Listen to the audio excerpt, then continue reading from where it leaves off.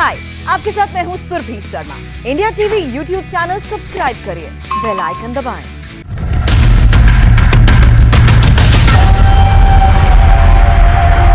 आप देख रहे हैं मुकाबला। नमस्कार, मैं हूं अजय कुमार। उत्तर प्रदेश में ऑपरेशन धर्म का मास्टरमाइंड एटीएस के शिकंजे में है। हम बात कर रहे हैं श्याम प्रसाद गौतम उर्फ उमर गौतम की। इस शख्स पर आरोप है कि इसने देश के कई राज्यों में 1000 से ज्यादा लोगों को अवैध तौर पर धर्म परिवर्तन करने के लिए मजबूर किया और उनका धर्म परिवर्तन कराया। और इसी सिलसिले में महाराष्ट्र से भी एक नया और बड़ा अपडेट आया है। धर्मांतरण केस के खुलासे के बाद महाराष्ट्र एटीएस अब यूपी एटीएस के संपर्क में है। महाराष्ट्र से कनेक्शन की जानकारी लेने के बाद महाराष्ट्र एटीएस भी अब इस पूरे मामले की जांच कर रही है। अंधेरी इलाके में एक संगठन से उमर गौतम को फंडिंग मिलने की बात सामने आई है। इसकी इन्वेस्टिगेशन चल रही है। धर्म परिवर्तन केस रैकेट के बाद जांच एजेंसियां जबरदस्त तरीके से एक्टिव हैं। हर दिन नए नए खुलासे हो रहे हैं और नई जानकारियां सामने आ रही हैं। उनमें से कुछ जानकारियां अब आपके सामने प्रस्तुत करते हैं। अभी तक जो पता चला है उसके आधार पर देश भर में 60 से अधिक इस्लामिक दावा सेंटर चलाए जा रहे थे। इनके मेन टारगेट उत्तर प्रदेश, दिल्ली, हरियाणा, राजस्थान और महाराष्ट्र हैं। इस्लामिक दावा सेंटर के नाम पर कट्टरपंथी और धर्म परिवर्तन गतिविधियों को आगे बढ़ाने की पुरजोर कोशिश की जा रही थी और इसमें सैटेलाइट जिहाद का नाम दिया गया था। इतना ही नहीं, पाकिस्तान की आईएसआई से भी इस साजिश के तार जुड़े होने के कुछ संदेश मिल रहे हैं और इस पर शक है। इसलिए जांच हो रही है कि क्या इस्लामिक सेंटर को अमेरिका, कतर, कुवैत, इन तमाम देशों से फंडिंग दी जा रही थी। बड़ी बात यह है कि उमर गौतम ने खुद एक लोकसभा सांसद से भी फंडिंग का दावा किया है। हालांकि अभी इस बारे में पूछताछ नहीं हो पाई है। पूछताछ में पता चला है केंद्र का एक बड़ा अफसर इस्लामिक दावा सेंटर को डिटेल देता था। मूक और बधिर युवक, महिलाओं, इन तमाम लोगों की डिटेल्स मुहैया कराए जाते थे जिन्हें आर्थिक मदद देकर धर्म परिवर्तन कराने के लिए टारगेट के तौर पर इस्तेमाल किया जाता था। और इस्लामिक दावा सेंटर का संबंध, जैसा कि हमने आपको बताया, कतर के इस्लामिक ऑनलाइन विश्वविद्यालय से था, जिसके उपनिदेशक डॉक्टर बिलाल फिलिप्स जाकिर नाइक के सहयोगी हैं। जाकिर नाइक आपको याद ही होगा, वही व्यक्ति है जिसके ऊपर धर्म परिवर्तन और उसके साथ साथ आईएसआईएस के लड़ाकों को तैयार करने का आरोप था, जिसके बाद वो हिंदुस्तान छोड़कर भाग गया। पहले वह अफ्रीकी देशों में रहा और अब मलेशिया में जाकर रह रहा है, क्योंकि वहां पर इस्लामिक सरकार है और मलेशिया में उसे शरण मिली हुई है और जाकिर नाइक वहीं पर है। तो क्या अब हम ये कहें कि उमर गौतम के तार जाकिर नाइक से जुड़े हुए हैं? क्या उमर गौतम जाकिर नाइक का एक छोटा वर्जन है? सबसे बड़ी बात और महत्वपूर्ण बात तो यह है कि क्या इस तरह से देश में गैर कानूनी तरीके से धर्म परिवर्तन को हम इजाजत दे सकते हैं? हम यहां पर एक छोटा सा ब्रेक लेते हैं और ब्रेक के बाद कौन से फाउंडेशन हैं जो जांच एजेंसियों के रडार पर हैं, यह हम आपको बताएंगे। और 5:10 पर मुकाबला में हम बहस शुरू करेंगे कि क्या धर्म परिवर्तन गैर कानूनी से तरीके से हमारे देश में होना चाहिए? क्या इस पर कानून नहीं बनाया जाना चाहिए? क्या इस पर लगाम नहीं कसी जानी चाहिए? क्या अल्लाह के नाम पर यह दुष्कर्म सही है? आप देख रहे हैं मुकाबला, और मुकाबला में आज जो बड़ा सवाल हम आपके सामने प्रस्तुत करने वाले हैं, क्या धर्म के नाम पर जोर जबरदस्ती, दबाव, बहला फुसलाकर या फिर लोगों को गुमराह कर कर धर्म परिवर्तन कराना अपने आप में सही है? मासूम, मूक, बधिर बच्चों के, महिलाओं के धर्म परिवर्तन कराने को क्या अल्लाह का काम कहा जा सकता है? यह जघन्य अपराध नहीं है तो और क्या है? इसी मुद्दे पर आज हम बड़ी बहस करने वाले हैं आपसे कुछ ही देर में। लेकिन हम आपको बता दें कि इस्लामिक दावा सेंटर में विदेशी फंडिंग का जो बड़ा खुलासा हुआ है वो क्या है। अमेरिका, कतर, कुवैत, इन तमाम देशों से फंडिंग के संदेह के तमाम सूत्र सामने आ रहे हैं। इसके अलावा कई संस्थाएं हैं जिनके ऊपर अब जांच एजेंसी नजर गड़ाए बैठी हैं। शक है कि यह पैसा दिल्ली के फातिमा चैरिटेबल फाउंडेशन, लखनऊ की Al Hasan education and welfare foundation सहित कई भारत आधारित गैर सरकारी संगठनों के माध्यम से हिंदुस्तान भेजा जा रहा था। इसके अलावा फरीदाबाद की Mewat trust for educational welfare, Mumbai की मरकज मरीफ और दिल्ली के हुमायूं सॉलिटरी फाउंडेशन पर भी जांच एजेंसी नजर गड़ाए बैठी है कि क्या यह सब मनी लॉन्ड्रिंग का एक बड़ा धंधा था। इन तमाम मुद्दों पर हम चर्चा करने जा रहे हैं कि क्या धर्मांतरण, जिस पर हमारे देश में अभी कोई कानून नहीं है लेकिन 10 राज्यों में है, धर्मांतरण को क्या इस तरीके से हम बढ़ावा दे सकते हैं? क्या किसी तरीके से आप नेक काम कह सकते हैं? इस पर चर्चा करने के लिए हमारे साथ मौजूद रहेंगे भारतीय जनता पार्टी से संजू वर्मा जी, तस्लीम रहमानी साहब जो कि राष्ट्रीय सचिव हैं एसडीपीआई के, विजय शंकर तिवारी प्रवक्ता वीएचपी, असीम वकार साहब एमआईएम के प्रवक्ता हैं और फिरोज बख्त अहमद चांसलर हैं मनयू के। आप सबसे हम चर्चा करेंगे एक छोटे से ब्रेक के बाद। मुकाबला जारी है इस ब्रेक के बाद। आप देख रहे हैं मुकाबला और आज बहस करने के लिए हमारे साथ मौजूद हैं संजू वर्मा जी बीजेपी के प्रवक्ता, तस्लीम रहमानी साहब, विजय शंकर तिवारी जी वीएचपी से, असीम वकार साहब एमआईएम से, फिरोज बख्त साहब जो कि चांसलर हैं मनयू के। और इस बहस की शुरुआत में मैं कुछ तथ्य आपके सामने रखना चाहता हूं। उत्तर प्रदेश के एडीजी लॉ एंड ऑर्डर का यह कहना है, प्रशांत कुमार जी का, कि बीते 1 साल के भीतर 2 लोग यानी कि उमर गौतम और काजी जहांगीर, इन दोनों ने 1000 लोगों के धर्मांतरण कराए हैं। दबाव में इनके ऊपर धर्मांतरण का प्रलोभन दिया गया, हर तरह के यौन प्रकरण तमाम चीजें इस्तेमाल की गई। और सबसे जघन्य अपराध जो मैं व्यक्तिगत तौर पर मानता हूं यह है 18 मूक बधिर बच्चों को उनका धर्म परिवर्तन कराया गया। सख्त से सख्त सजा दी जानी चाहिए ऐसे लोगों को जो बच्चों को धर्मांतरण का हथियार बनाते हैं, या हम यह कहें कि जो इस तरह से बच्चों के ऊपर राजनीति करें। यह तो निंदनीय ही नहीं है बल्कि बहुत ही खराब बात है और ऐसे लोगों के खिलाफ सख्त से सख्त कार्रवाई होनी चाहिए। यह मैं व्यक्तिगत तौर पर आज कह रहा हूं, अभी तक जो जांच है उसके आधार पर। इस चर्चा को आगे बढ़ाता हूं। सबसे पहले तस्लीम रहमानी साहब, मैं आपसे जानना चाहता हूं, क्या यह अल्लाह का काम हो सकता है कि मूक बधिर बच्चों का धर्म परिवर्तन कराया जाए? 350 से ज्यादा महिलाओं का धर्म परिवर्तन कराया जाए उनके ऊपर दबाव डालकर, और 1000 से ज्यादा लोगों का परिवर्तन कराया जाए प्रलोभन के नाम पर। क्या यह अल्लाह का काम हो सकता है? मुझे आप पहले ये बता दीजिए कि ये जो धर्म परिवर्तन है, क्या इस देश में उसकी इजाज़त नहीं है?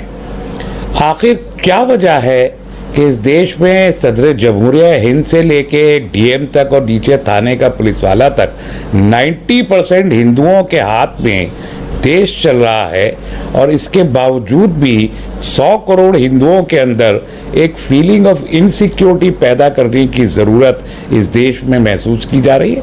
क्या वजह है? क्या आप रति को जानते हैं? रति कौन सरस्वती है जो मसूरी डासना मंदिर में प्रोफेट को गाली देता है, इस्लाम को गाली देता है, मुसलमानों के कत्लेआम के लिए खुले तौर पर चैलेंज करता है। आप उससे वाकिफ़ होंगे। क्या वो अल्लाह का काम है या भगवान का, ईश्वर का? किसके लिए प्रिय है वो काम? दूसरी बात ये कि आप अजय कुमार जी, आपका क्या धर्म है? क्या आप ये मानते हैं कि आपका धर्म हिंदू धर्म है? पहले मुझे इन सवालों के जवाब दे दीजिए। नहीं, सवाल का जवाब सवाल नहीं होता रहमानी साहब। मैंने बड़े सीधे तौर पर पूछा, वो बच्चे जो मूक और बधिर हैं, जो दिव्यांग हैं, जिन बच्चों को इस बात की समझ नहीं है कि उनके धर्म का परिवर्तन करने का मतलब क्या है, उनका धर्म परिवर्तन कराना क्या सही है? 3 दिन में पेश नहीं कर सके। एक दिव्यांग को आप पिछले 3 दिन में पेश नहीं कर सके हैं सामने टेलीविजन पे। एक महिला, सर आप इंडिया टीवी नहीं देखते हैं? अगर आप देखते तो आपको पता चलता, क्योंकि हम ये सब सामने रख रहे हैं जो और पुलिस की जांच के आधार पर ये बातें कही जा रही हैं। हम कोई हवा बात नहीं कर रहे। जबरी तौर पर उनके मजहब को तब्दील किया गया जबरन, ये एक आदमी आके बोल नहीं सका। आपके पास जितने रिकॉर्ड्स हैं, एटीएस के पास या पुलिस के पास जितने रिकॉर्ड हैं, वो वही रिकॉर्ड है जो उमर गौतम साहब ने जो रजिस्टर मेंटेन किया हुआ था, जो उन्होंने एफिडेविट्स तैयार किए थे, जो बिल्कुल एक लॉफुल तरीके से एक कन्वर्जन होता है, जो उसका क्राइटेरिया है, उसी तरीके से सब कुछ किया हुआ। चलिए, विजय शंकर तिवारी जी, सब कुछ लीगल है, लॉफुल तरीके से कन्वर्जन हो रहा है, चाहे वो मूक बधिर बच्चों का ही क्यों ना हो। विजय शंकर तिवारी जी, देखो अजय जी, ये पहले विजय शंकर तिवारी जी भी बता दें कि उनका धर्म क्या है। ये जो मैं बता सकता हूँ, मेरा धर्म इस्लाम है। क्या आपका धर्म हिंदू धर्म है? विजय शंकर जी भी बता दें। धर्म इस्लाम नहीं, आपका मजहब इस्लाम है। एक मिनट अजय जी, अजय जी बिल्कुल। रहमानी साहब, आपका मेरा धर्म इस्लाम मेरा नहीं, धर्म है आपका इस्लाम। मजहब इस्लाम है। धर्म तो आपको मेरा धर्म इस्लाम है, आपको ये बात मालूम नहीं है। मेरा मजहब इस्लाम नहीं है, मेरा धर्म इस्लाम है। आप नहीं जानते हैं ना, आपको ये बात मालूम नहीं है। आप इस बारे में आपकी कोई इंफॉर्मेशन नहीं है। मेरा धर्म है इस्लाम, इस्लाम दीन है, इस्लाम मजहब नहीं है। रहमानी साहब जरा विजय शंकर तिवारी जी को बोलने तो दीजिए। रहमानी इस्लाम साहब दीन है। रहमानी साहब जरा कुरान में बहुत क्लियर लिखा है, इन्ना दीन दीन उनकी बात होने दीजिए, पैनल पर लोगों को बातें करने दीजिए, हम चर्चा करेंगे, हमारे पास बहुत वक्त है। प्लीज रहमानी साहब, प्लीज रहमानी साहब, प्लीज रहमानी साहब। मैंने आपके सवाल, रहमानी साहब आपने सवाल पूछ लिया, हम उसका जवाब भी दे दें। अरे रहमानी साहब, हम मूक बधिर नहीं है, तो उनका धर्म हिंदू हम धर्म मूक है बधिर नहीं है। आपके सवाल को सुन लिया हर किसी ने, अब जरा बोलने दीजिए। रहमानी साहब, हाँ रहमानी साहब, देखो ऐसा है अजय जी, रहमानी साहब कभी भी स्वीकार नहीं करेंगे, चूंकि इनका मजहब यही सिखाता है कि जो मुसलमान नहीं बना, जो इस्लाम नहीं मेरा बना, मजहब नहीं है, किसी भी तरीके से आप जबरदस्ती मेरा मजहब इस्लाम बना रहे हैं। ऐसी 26 आयतों के विषय में, मेरा धर्म इस्लाम है, 26 आयतों के विषय में आप जो मैं हूं कुछ लोगों ने कहा उनको मारने की धमकी देते हैं, उनको उनकी गर्दन काटने की धमकी देते हैं। जब देश कोरोना से लड़ रहा था, झूठ बोल रहे हैं जब हिंदू आप झूठ बोल रहे हैं नेशनल टेलीविजन पे, ये लोगों और की इस सहायता आपके पास कोई आधार नहीं है। रहमानी साहब के लोग, जब रहमानी साहब के लोग जी अगर आप साबित कर दे तो मैं टेलीविजन पे आना छोड़ दूंगा, अगर आप ये बात साबित कर दे जो झूठ आप बोल रहे हैं। हमारे यहाँ कहा गया है, इसीलिए हमारे आप क्यों हिंदुओं के अंदर 100 करोड़ लोगों के अंदर इनसिक्योरिटी किस बात की आप पैदा कर रहे हैं? ये राष्ट्रांतरण, आप अपना धर्म नहीं बता पा रहे। आप बताइए, मैं आपसे पूछा हूं आपका धर्म क्या है? जब ये 3.5 करोड़ आप बता नहीं पा रहे, आज 20 करोड़ कैसे हो गए? आपके अंदर जरूरत नहीं है इनका। अरे हम तो 700 साल हुकूमत करके धर्म परिवर्तन नहीं करवाया। मैं जरा संजू वर्मा जी के पास चलूं। आज रहमानी साहब विजय जी, रहमानी साहब विजय जी, रहमानी साहब विजय जी, प्लीज प्लीज, मैं अपने सभी पैनलिस्ट से आग्रह करता हूं, एक दूसरे की बात को सुनिए। और रहमानी साहब बता रहे हैं, ये मैं आपसे दूसरी बार कह रहा हूं, रहमानी साहब, रहमानी साहब, मुझे मजबूरन आपकी आवाज कम करनी पड़ेगी। मैं दूसरी बार आपसे कह रहा हूं, रिक्वेस्ट कर रहा हूं, प्लीज दूसरे को सुनिए। मैंने तो मामूली सा सवाल, आपने सवाल क्या, हमने सुन लिया साहब।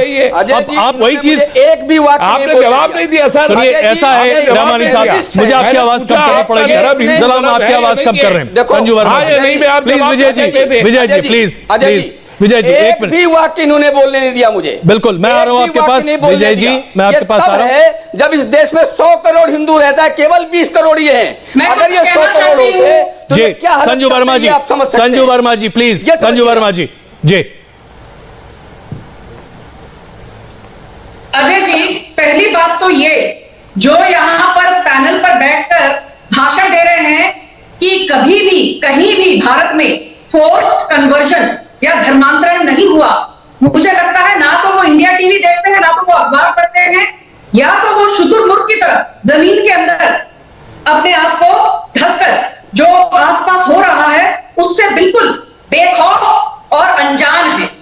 मैं एक चीज आपको याद दिला दूं, जो यहां पर एक भाई साहब ने अभी कहा, मुस्लिम पैनलिस्ट आपके, कि भाई कोई फोर्स कन्वर्जन का यदि दिखा दे प्रूफ तो आप टीवी डिबेट पर आना छोड़ देंगे। तो मुझे यह बताइए कि हाल ही में 48 घंटे पहले कानपुर का एक युवक है आदित्य गुप्ता, कुछ साल पहले वो केरल चले गया और वहां पर पॉपुलर फ्रंट में जाकर मेंबरशिप ले ली, और अभी वो हिंदू धर्म छोड़कर दिन में 5 बार नमाज पढ़ता है।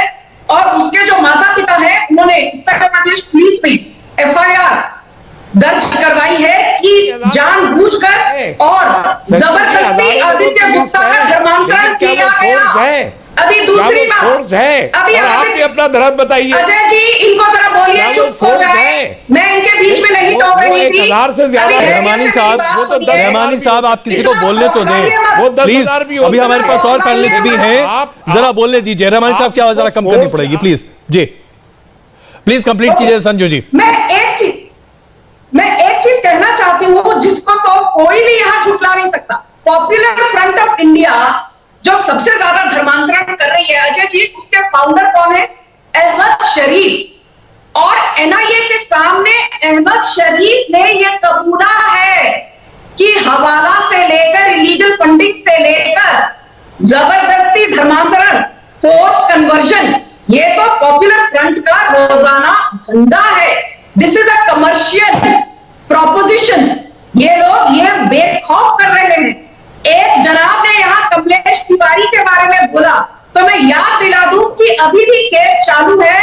एक युवती थी केरल की जी, अखिला अशोकन, आपने उनको बना दिया हादिया, और उसका किसके साथ हुआ गठबंधन मैरिज, किसके साथ हुई? शफीक जहां। संजू जी, ऐसे बहुत सारे मामले हैं जहां फोर्स्ड कन्वर्जन की बात निकल कर आ रही है। मैं अभी वकार साहब के पास चलूं। वकार साहब, क्या आपको लगता है मासूम बच्चे, जिन 18 बच्चों को इस्लाम में प्रवेश दिलाया गया है, यह सही है? मूक बधिर बच्चों का धर्म परिवर्तन, क्या यह सही है? वकार साहब, सवाल आपने मुझसे पूछा। जी बिल्कुल, आपसे पूछा मैंने। सर, क्या हिंदुस्तान में मूक बधिर लोगों को अपनी मर्जी से जिंदगी जीने का हक नहीं है? क्या अपनी मर्जी का मजहब मानने का हक नहीं है? उसके लिए अजय कुमार की, आपकी या मेरी कोई इजाजत चाहिए? ये जैसा हम चाहेंगे वैसा धर्म को जीना चाहेंगे? उनको कोई हक नहीं है इस हिंदुस्तान में। दूसरी बात, अभी मैं सुन रहा था जहांगीर साहब के बारे में और मौलाना उमर के बारे में, क्या इन दोनों को अदालत से सजा हो गई? और हुई है तो कितने साल की सजा हुई? इनका जुर्म साबित हो गया। सजा नहीं हुई, इसका मतलब ये नहीं कि वो बेगुनाह है। अदालत की सजा में टाइम लगता है, कार्रवाई जारी है, वो मैं बिल्कुल शांति से बोल सुन रहा था सबको। इनसे कह दीजिए कि जितनी ये काबिल है उसके 10 गुना ज्यादा काबिल हम हैं। बाहर होने का मतलब, तो बात कहिए करूं, कहिए उसके चला जाऊं। मैं ऐसी बहस में बैठता नहीं सर।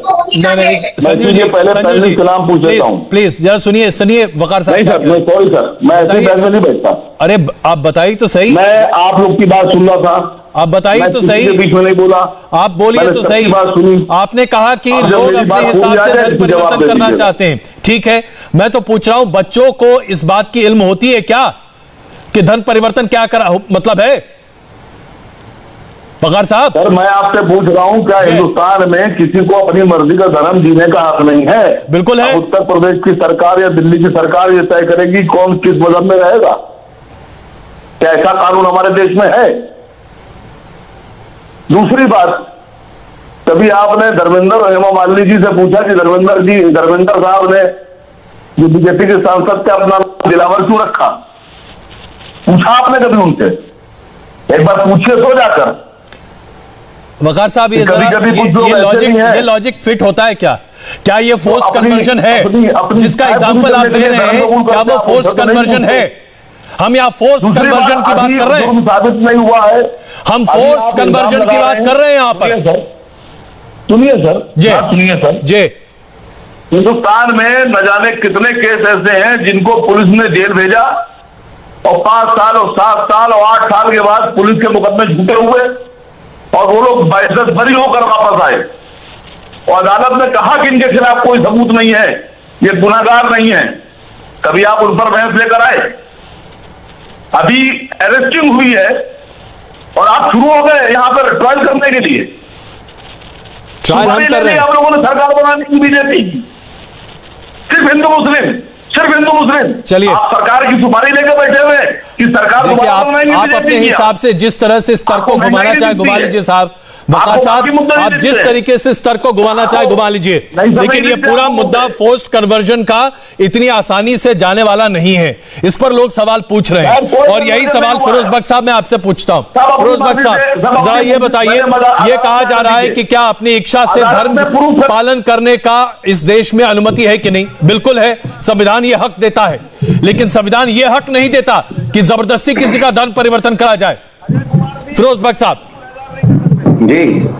हाँ अजय कुमार साहब, आप मुझे सुन पा रहे हैं? जी बिल्कुल, बोलिए। देखिए मेरे जितने भी यहाँ साथी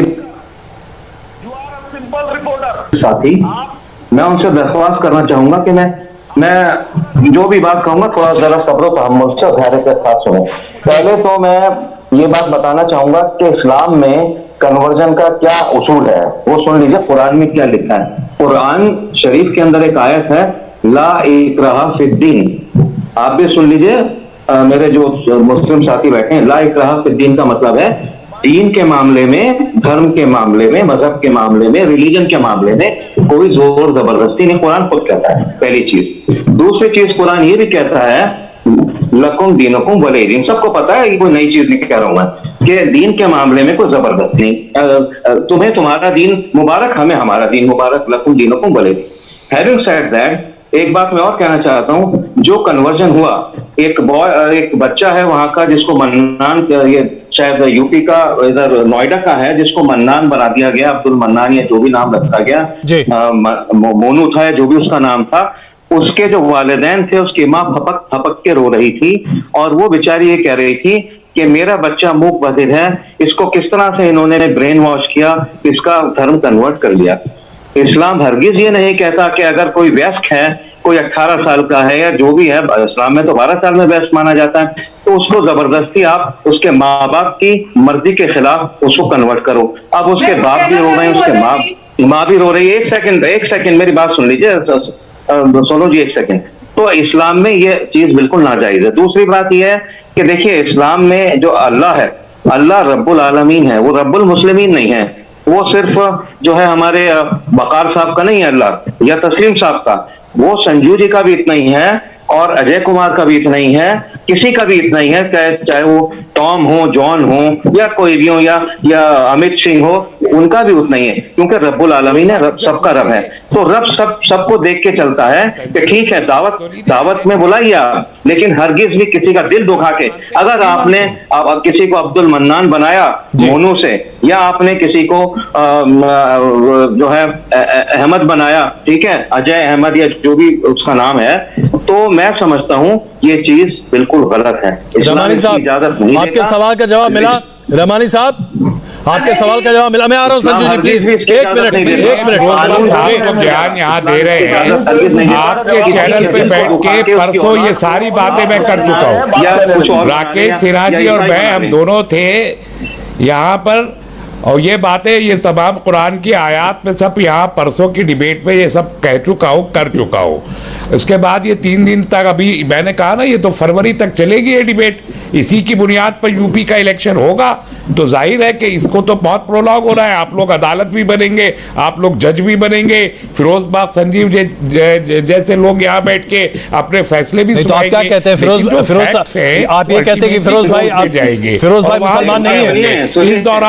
इस दौरान कोई अपना धर्म, कोई हिंदू ये नहीं कहेगा कि मेरा धर्म हिंदू है। आपका नाम क्या दिक्कत है? मेरा नाम कोई हिंदू नहीं कहेगा कि मेरा धर्म हिंदू है। रहमान का मतलब है रहम करने वाला, रहमान अल्लाह के भी नाम है, और आप रहमान की बड़े भाई हैं, मैं आपकी इज्जत करता हूँ, आप मेरे दोस्त भी हैं, हम सैकड़ों बार मिले, लेकिन जब पब्लिक में सीनियर हैं तो कभी कभी मुझे मेरे नाम का मतलब ना बताइए, आप अपनी बात कीजिए। दुनिया क्या कहेगी? दुनिया कहेगी मुसलमान ऐसे होते हैं। दुनिया जो कह रही है वो तो पता है, वो तो पता है दुनिया क्या कह रही है। वो बोलने दिया आपने, आप जैसे मोदी भक्तों को दुनिया क्या कहती है सबको मालूम है। समझते हैं कि ये इंडिया टीवी आपकी बात होती है, ये लोग आपको हंस रहे हैं। आप बात अपनी धैर्य के साथ कहिए, सब्र के साथ। चलिए, आप अपने बारे में सोचिए, मेरे बारे में आप फिक्र न करें। चलिए ठीक है, अभी यहाँ हर कोई एक दूसरे की फिक्र कर रहा है। संजू वर्मा जी, संजू वर्मा जी प्लीज, संजू वर्मा जी एक मिनट प्लीज, संजू वर्मा जी, संजू वर्मा जी। आपकी बहुत बड़ी कमजोरी है कि आपको जवाब नहीं। अभी बात कीजिए, पूछा था कि हिंदू धर्म से अगर आपका ताल्लुक है तो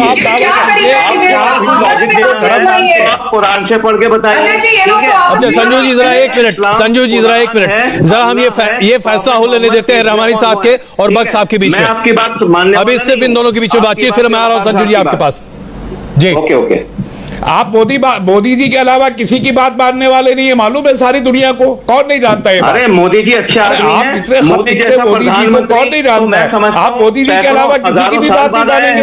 अल्लाह भी अभी उतर के आ गए तो आप अल्लाह भी की भी नहीं मानेंगे। आप भी मोदी जी की कदर कीजिए, आप भी मोदी जी की आप तो अल्लाह भी की नहीं मानेंगे, आप भी अल्लाह की नहीं मानिए, कुरान की नहीं मानी, रसूल की नहीं मानी, आप मोदी जी की बात है, आप किसी की नहीं मानेंगे। तो आपसे कोई शिकायत, मोदी जी से बढ़िया आदमी कोई नहीं हिंदुस्तान में, बताता हूँ। आप कभी मिलिए मोदी जी से, मोदी जी को चिट्ठी लिखिए, मिलिए, आपको पता चलेगा आपके अल्लाह भी मोदी जी है, आपको मुबारक। कितना वली सिफत आदमी है वो, बेशक वलियों की तरह आदमी है वो, मैं बता रहा हूँ आपको, आप उनकी कदर कीजिए, ठीक है। मुझे कुछ मोदी जी से कोई लेना देना नहीं है मुझे। आप दोनों ने अपनी बातों को सामने रखा, आप दोनों ने अपनी बातों को सामने रखा। हम जरा बहस को आगे बढ़ा रहे हैं, प्लीज प्लीज प्लीज, हम बहस को आगे बढ़ा रहे हैं, हम बहस को आगे बढ़ा रहे हैं। आपकी आवाजें हम कम कर रहे हैं। संजू जी आप क्या करें प्लीज। संजू जी अभी मैं सबकी बातें बड़े धैर्य से सुन रही थी। तस्लीम रहमानी कह रहे हैं मेरा अल्लाह तेरा अल्लाह भी है, मेरा अल्लाह तेरा अल्लाह भी है। आप यहाँ पर आकर हमें समझा रहे हैं, पर जब हम हिंदू कहते हैं मेरा राम, मेरा विष्णु, मेरा ब्रह्मा तेरा भी है, तब आप तलवारें लेकर अल्लाह अकबर नारे तकबीर के नारे लगाते हुए लोगों को काट मार देते हैं। ये तो आप जानते ही होंगे, चाहे ब्रसेल्स की बॉम्बिंग हो, चाहे चार्ली हेब्डो का अटैक हो, चाहे मक्का मदीना में जो बॉम्बिंग हुई थी, मैनचेस्टर में हुई थी, लोगों ने अल्लाह अकबर बोला, तलवारों से लोगों को छली छली करके लोगों को मौत के घाट उतार दिया। इसीलिए ये कहना कि कुरान जो जबरन धर्मांतरण की हमको इजाजत नहीं देता, मैं ये बात मानती हूँ, किसी भी मजहब में जबरन धर्मांतरण की इजाजत नहीं है, पर आप जो ग्राउंड पर सच्चाई है उससे मुंह मत मोड़िए। आपको याद होगा अजय जी, बहुत फेमस इंडिया की शूटर है तारा सहदेव, उनके साथ रकीबुल हसन का निकाह हुआ। बाद में इनको पता पड़ा कि ये रकीबुल हसन है, शादी के वक्त तो वो बन गए थे रंजीत कोहली। दूसरी बात, हीना तलरेजा 2017 में अदनान खान और जो उसके हस्बैंड थे अपने फ्रेंड्स के साथ मिलकर गैंगरेप करके मार दिया। क्यों? क्योंकि हीना तलरेजा ने कन्वर्ट करने से मना कर दिया। उन्होंने कहा मैं अपना हिंदू धर्म नहीं छोड़ूंगी। अरे अभी हाल ही की बात सुनिए, 2020 21 साल की फरीदाबाद की निकिता तोमर दिन दहाड़े तौसीफ और रेहान दोनों ने बल्लभगढ़ में दिन दिहाड़े उसको गोली मार के उसकी हत्या कर दी। क्यों? क्योंकि एक तरफा प्यार था और निकिता तोमर ने तौसीफ को मना कर दिया था कि मैं इस्लाम जो आपका धर्म है वकार साहब, कन्वर्ट नहीं। वकार साहब आपका जवाब देना चाह रहे हैं संजू जी। वकार साहब आपका जवाब दे रहे हैं जी। वकार साहब प्लीज जवाब दीजिए। देखिए, मैं 2-3 दिन से देख रहा हूँ कि बहुत से लोग आ रहे हैं और ये बताते फिर रहे हैं कि कुरान में ये आयत लिखी, कुरान में ये आयत लिखी। पर कुरान में बहुत सी आयतें लिखी। मैं फिरोज बख्श साहब से कह रहा हूँ कि कुरान कै साल में नाजिल हुआ? फिरोज बख्श साहब से जवाब चाहता हूँ, बताएं कै साल में नाजिल हुआ कुरान? कुरान जो है आप क्या इनकार कर सकते हैं निकिता तोमर को मारा गया? हिंदू वर्मा साहब से मैं पूछ रहा हूँ, नाजिल हुआ और कई साल में नाजिल हुआ। ठीक है, जवाब दे दिया। आप क्या पूछना चाहते हैं? What is your intent? ठीक है, आपने अभी कहा था संजू को कि हम बहुत काबिल हैं, तो मेरे ख्याल से आप अपनी काबिलियत झाड़ना चाहते हैं कह के, आप अपनी काबिलियत दिखाना चाहते हैं। मैंने आपका जवाब दे दिया, अब आप बताइए आप क्या पूछना चाहते हैं। कुरान तो काफी लंबे अरसे में कई साल में नाजिल हुआ था और हर बार वो नाजिल होता था। सुनिए, रमजान के महीने में नाजिल होता था और आपके पहली आयत थी उसकी इकरा। अच्छा वकार साहब, अल्लाह ने प्रॉफिट मोहम्मद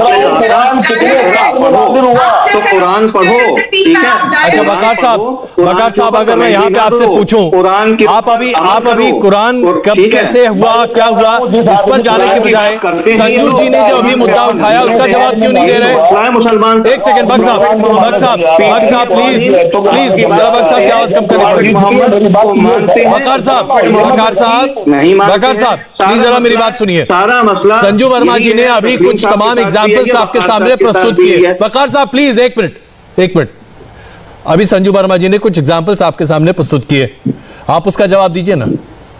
आप मुद्दे को भटकाने की क्यों कोशिश कर रहे हैं? जो सवाल है उस सवाल का जवाब दीजिए। बिल्कुल मुद्दे पर रखने की कोशिश कर रहा हूँ और मुद्दे पर रहूंगा। आप चाहे कितना कोशिश कर रहे हैं भटकाने का। चलिए, तो मैं तो सीधे मुद्दे पर आ रहा हूँ ना। एक मिनट संजू जी प्लीज, एक मिनट जरा जवाब ले। संजू जी प्लीज होल्ड, प्लीज तफसीर समझा रहा है। नहीं सुनिए, तर्जुमा तफसीर छोड़िए, सीधा सर मैं आपसे सीधा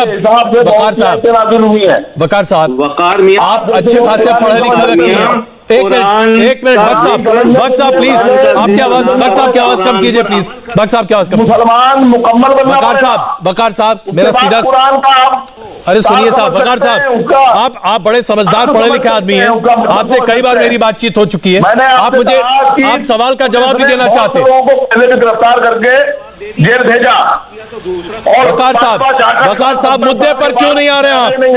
कोर्ट ने कहा कि ये निर्दोष है, इनके खिलाफ कोई सबूत पेश नहीं कर पाई पुलिस, तो आप कैसे यकीन देकर विजय शंकर तिवारी जी, वकार साहब मुद्दे पर आना ही नहीं चाहते, इनके खिलाफ सबूत पेश हो जाएंगे और ये गिरफ्तार। विजय शंकर तिवारी जी प्लीज, विजय शंकर तिवारी जी, अजय कुमार जी आप गारंटी लेंगे इस बात की?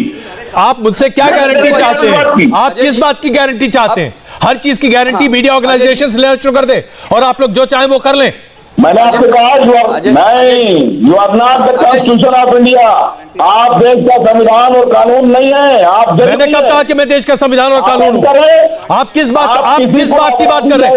वकार साहब please don't derail the debate. Waqar साहब या तो मुद्दे पर बात कीजिए, अन्यथा डिबेट को डिरेल करने की कोशिश मत कीजिए प्लीज। मैं आपसे हाथ जोड़कर निवेदन करता हूं, धन्यवाद जी। प्लीज मुद्दे पर रहिए, इस तरह से जबरदस्त आरोप लगाने की कोशिश मत कीजिए, मीडिया को कटघरे में खड़ा मत कीजिए। अपने गिरबान में झांक कर देखिए, आपके गिरबान में कितने दाग हैं वो देखिए, फिर मीडिया पर आरोप लगाइएगा। समझा आप? प्लीज हिंदुस्तान को विजय शंकर तिवारी जी, विजय शंकर तिवारी जी। अजय जी वकार साहब आप ही कह रहे थे, देखो ये कितना भी यहाँ पर बात करें शांति की कि ये इस्लाम शांति का धर्म है, शांति ये दीन है, ये दुनिया मानने के लिए तैयार नहीं है। आप अमेरिका, फ्रांस, जर्मनी आप देख चुके हैं कि किस प्रकार के ऑर्डर इनके लिए उन्होंने इश्यू किए हुए हैं, और इनका यही इसीलिए किया है कि ये दीन कैसे दीन और कैसा इनका ईमान है।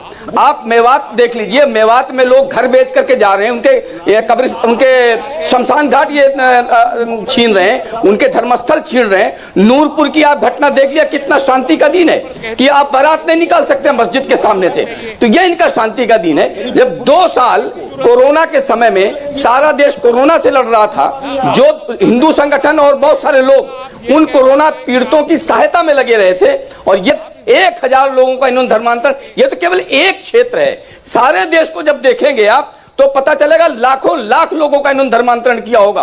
और आज तक हमने ये नहीं सुना कि अपने आप को इस्लामिक बनाए, अपने आप को मुसलमान बनाए, या तो तलवार के बल पर, या तो डरा करके, या तो धमका करके, और या तो लालच दे करके। पश्चिम बंगाल की घटना आपको ध्यान में आ गई कि वहां पर कहा जा रहा है कि अगर तुम मुसलमान नहीं बनोगे तो या तो हम तुमको मार देंगे, या तो तुम यहां से भाग जाओ। इतना शांति का दीन है ये, इतना शांति का धर्म है ये। इसलिए ये जो यहाँ टीवी पर बैठकर कह रहे हैं, जमीन पर उसमें 1% भी नहीं है। रहमानी साहब जवाब दीजिए, जो रहमानी साहब जवाब दीजिए। ऐसे बच्चों का धर्मांतरण उन्होंने कराया और ये सामने आ गया, ये कभी स्वीकार नहीं करेंगे। और मैं एक दूसरी बात, अजय जी 10 सेकंड 10 सेकंड रहमानी साहब प्लीज जरा उनके बात आप बताइए, अगर इतना शांति का धर्म है और लोभ और लालच और जबरदस्ती अगर कराया गया है, जिन्होंने ऐसा धर्मांतरण कराया है, तो उनके लिए सजा का प्रावधान क्या है आपके यहाँ, ये बताइए आप।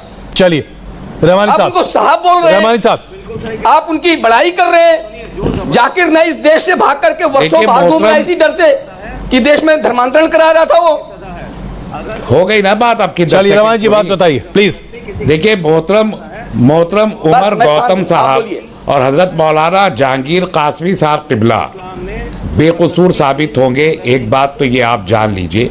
दूसरी बात ये कि जो आप कह रहे हैं ना कि तलवार से इससे 700 साल यहां किसी के अंदर जुर्रत नहीं थी, अगर तलवार उठाई होती और जबरन धर्म परिवर्तन किया होता कि वो अपने आप को बचा सकता। यहाँ कोई अजय कुमार, कोई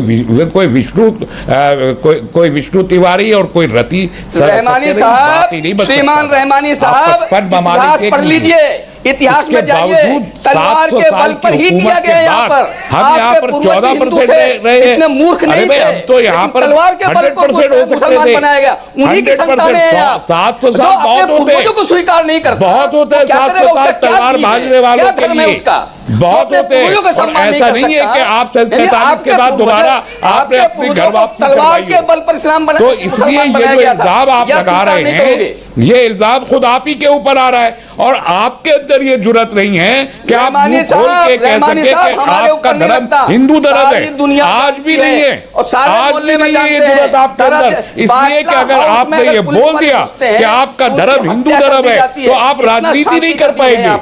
आप राजनीति ने आपकी खत्म हो जाएगी जिस दिन आपने मान लिया कि आप एक हिंदू धर्म से ताल्लुक रखते हैं। जिस दिन ये मान लिया उस दिन आरएसएस का वजूद इस मुल्क से खत्म हो जाएगा, जिसने हिंदू को धर्म मान लिया।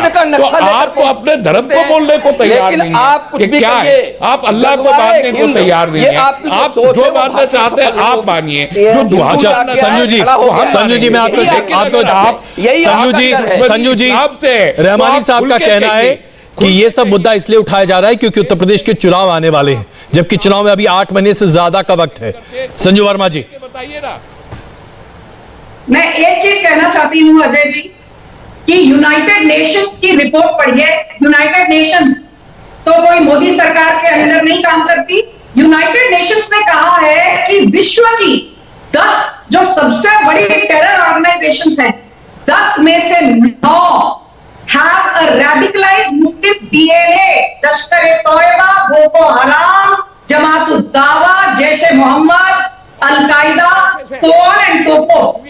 तो इस बात से आप इनकार नहीं कर सकते कि इस्लाम शांति का धर्म नहीं है। ये यूनाइटेड नेशंस कहती है, संजू वर्मा नहीं कह रही। दूसरी बात, विकिपीडिया पर जाकर थोड़े स्टैटिस्टिक्स पढ़िए। मुझे ताज्जुब हुआ अजय जी कि हर साल अमेरिका में 25,000 अमेरिकनों का। अच्छा संजू जी हमें ये बताइए, संजू जी इस सवाल का सीधा जवाब दीजिए। क्या ये जो आरोप लगाया जा रहा है, संजू जी प्लीज, संजू जी जो आरोप लगाया जा रहा है, जो कि अभी वकार साहब भी लगा रहे हैं और रहमानी साहब लगा रहे हैं कि ये सारे मामले इसलिए उठाए जा रहे हैं क्योंकि यूपी में चुनाव है, क्या ये आरोप किसी तरीके से सही है? नहीं अजय जी मुझे बीच में मत टोकिए, आप बार-बार मुझे बीच में टोक रहे हैं। Please let me finish. मैं 30 सेकंड और दूंगी। हम सबको कमलेश तिवारी की हत्या, वो हत्याकांड आज भी हम सबको याद है। 2019 में उनको दिन दिहाड़े मार दिया गया था, और मारने का ऐलान किसने किया था कि भाई इनको मारो और 1.5 करोड़ लेके जाओ। ये बिजनौर के 3 मौलाना थे जो अभी जेल में है। मौलाना मोहम्मद मुफ्ती, मौलाना नहीं संजू जी आप सवाल से बचना चाह रही हैं। देखिए अगर आप इसी बात को बार बार कहते रहेंगे, बहुत सीधा सवाल पूछा गया। देखिए मेरे पास वक्त कम है और मेरे पास सिर्फ 2 मिनट का वक्त है, इसलिए मैं बार बार अपना सवाल नहीं दोहरा सकता। क्या ये सब कुछ सिर्फ यूपी चुनाव के लिए है? इस सवाल का जवाब दे दीजिए प्लीज। क्या ये सब कुछ यूपी चुनाव के लिए है? यूपी चुनाव के लिए ये सब विपक्ष कर रहा है। योगी आदित्यनाथ ने इतना विकास किया है पिछले 5 सालों में कि हमको धर्म के आधार पर चुनाव लड़ने की जरूरत नहीं है। हमारा काम होता है सबका साथ, सबका विकास, सबका विश्वास। हमारे लिए, मोदी जी के लिए। रहमानी साहब जवाब दे रहे हैं इसका। रहमानी साहब जवाब दीजिए प्लीज, आपने सवाल उठाया था। खत्म होगा 6 महीने में, योगी जी का कार्यकाल खत्म होगा। अगले 3 महीने में जेल के अंदर दिखाई देंगे योगी जी, देखिएगा, देखी रहिए। कत्ल के मुकदमे, आतिशबाजी के, लूट के मुकदमे, इन्हीं मिनिस्टर के ऊपर है। गैंगस्टर एक्ट लगने वाला है, 8 महीने इंतजार कर लीजिए। आपके इन्हीं गौरबांती जिसमें आप फख्र कर रही है, ये गैंगस्टर एक्ट में घुस जाने वाले 8 महीने इंतजार कर लीजिए। वो बदनाम कर रहे हैं योगी जी को। योगी जी एक ईमानदार चीफ मिनिस्टर हैं, इतने साल से बहुत अच्छा उन्होंने काम किया है। इसी वजह से हाँ, वो इतने ईमानदार हैं, इतने ईमानदार हैं योगी जी के वो कहते हैं कि पार्टी के मरी हुई मुसलमान औरतों को कब्रों से निकाल के उनका रेप करो, ठीक है। इतने ईमानदार हैं, आप कह रहे हैं योगी जी रिपीट करेंगे और मोदी जी 2024 में आप जैसे लोगों पब्लिक आप जैसे लोगों को समझ गई है। तस्लीम भाई, वकार साहब, आप जैसे लोगों को, आप जैसी पार्टियों को समझ गई। आप लोग एक्सपोज हो चुके हैं, आपकी पार्टी एक्सपोज हो चुकी है, ठीक है। ये जो प्रधानमंत्री मोदी हैं सबको साथ लेके चल रहे हैं। आनी चाहिए ना शर्म आपको, आनी चाहिए ना। जमुना की लहरों में हिंदू भाइयों की लाशें देख के शर्म आनी चाहिए। चलिए इस बहस को हम यहीं खत्म कर रहे हैं, क्योंकि इस बहस से एक बात तो स्पष्ट हो रही है।